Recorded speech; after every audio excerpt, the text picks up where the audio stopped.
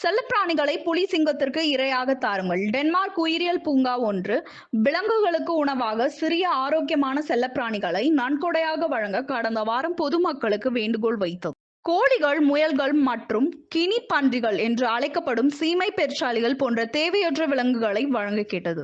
அவை மெதுவாக கருணை கொலை செய்யப்பட்டு பின்னர் ஐரோப்பிய லிங்சன் போன்ற மாமிச உண்ணிகளுக்கு உணவளிக்கப்படும் என்று தெரிவித்தார். புலி, சிங்கம், சிறுத்தை போன்ற பெரும் பூனை இனத்தை சேர்ந்த விலங்குகள் காடுகளில் வேட்டையாடுவதை போன்று பிராணிகளை இரையாக்க விரும்புகிறது.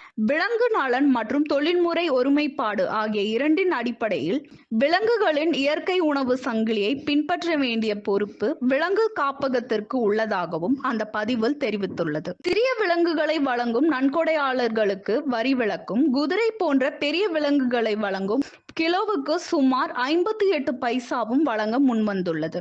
முகநூல் பதிவு மூலம் ஆல்பூக் மிருகச்சாலை வைத்த இந்த வேண்டுகோள் வைரலானது மட்டுமின்றி விமர்சனங்களையும் பெற்றுள்ளது.